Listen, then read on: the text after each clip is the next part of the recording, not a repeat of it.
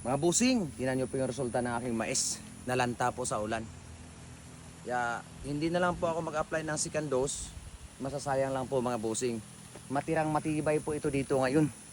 Yung mga nalubog sa tubig, nalanta po mga busing, ipo-pull out ko po yan, ipapakain ko sa aking alagang kalabaw para po mapapakinabangan. Dahil ang itsurang yan, hindi na po yan makaka-recover. So ito, yung mga puno na green po, yan lang po yung makakasurvive.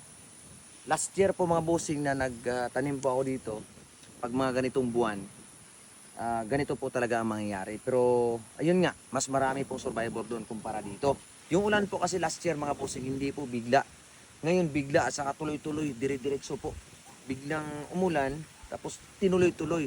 Nung last year po mga busing, nag-ulan, nagkaroon naman ng tubig, pero uminit naman. Kaya natuyo yung tubig, naka-recover po yung iba. Ito po pala mga busing ay hindi po design talagang tataniman ng mais. Ito po ay tinataniman ng palay. Ngayon, dahil nga po ay matrabaho po ang palay mga busing, nag-switch po ako sa mais. At siguro ito, makakatanim ako sabihin natin, October. October po mga busing, malamang sa alamang.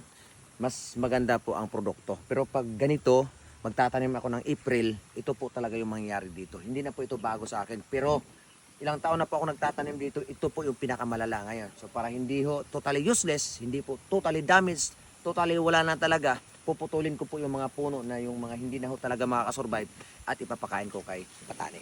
Ito po ay ang mga usualing pagsubok na hinaharap ng mga magsasaka. Alam ko naman po na magkakaroon ho talaga ng tubig dito. Kahit na i-drain pa po yan mga bossing, hindi ho talaga mawawala yung tubig dyan. Noong mga nakaraang taon sa ganitong buwan mga bossing, hindi po ganito kalala ang tubig. Pero iba po ang taon ngayon. Sumabay po sa crisis mga bossing, kaya itong mga tanim kong mais sulit sana pero hindi na po mapapakinabangan. Hindi na po ito bago sa akin at sanay na ako sa ganitong pangyayari. Aware naman po ako mga bossing at hinanda ko na yung sarili ko sa ganitong pangyayari. Hindi naman po ito matatawag kung natural calamities kasi yung ulan mga bossing is hindi naman po bagyo. Panahon na ho talaga rainy season. Kung ito po ay pababayaan lang mga bossing, mabubulok lang po ang mga dahon at mga tangkay nito dito. Nandun po yung aking mga alagang naghihintay lang ng pagkakataon. May iba naman po yung panglasa nila. Lagi po kasi sa panlasa nila yung napier na tanim ko. Kaya ito tangkay na naman ang mais yung matitikman nila ngayon. Salamat lang kayo mga nga. Dahil nalunod po sa ulan yung ating tanim na mais, makakatikim po kayo. Di ba po sana panahon ngayon na ikumpay itong mga mais? Usually po kasing kinukumpay yung mais kung saingin na po yung bunga at kung nag-harvest na. Pero bihira lang po ang ganitong pangyayari dito mga bossing. Ilang beses po ako nagtagumpay sa harvest dito mga bossing pero hindi ho lahat ng panahon ay paldo ka. Totoo po yan na minsan kalbo ka rin. Babalikan ko pa po yung mga ibang puno na hindi na ho makakasurvive dyan. Medyo marami-rami pang puno ng mga mais ang makakain ng aking mga alagang kalabaw. Paano po mga bossing, mapapakinabangan pa rin yung mga dahon yan. And speaking of pakinabang, yan ang husga sa mga dahon ng mga mais na yan. Introducing mga bossing, isa sa pinakamaldita kong alaga. Si Patani, buffalo line at buntis po yan mga bossing. Malapit na po yung mga anak. Excited na po siya sa mga nakikita niyang dahon ng mais. Ang totally napakinabangan pa rin. Si Akila, wala po dito ngayon. Nag-switch po sila ni Tanana ng trabaho. Mula po kasi nung nagkaroon ng lamat ang sungay ni Tanana, nagpalit po muna sila ni Akila. Akila muna ang nag-aararo. Relax po muna si Tanana. Nire-repair ko pa po yung sungay niya. Nai-upload ko na po ang video regarding po sa pag-repair sa sungay ni Tanana nung nakaraang linggo. So yan po mga bossing, isa sa mga importante kong daily routine. Kung po pwede lang, kalimutan na ang lahat pero wag lang ho ang kalabaw. Especially pag tag-init, kahit kunti lang po yung makain nila, importante po yung safety mga bossing.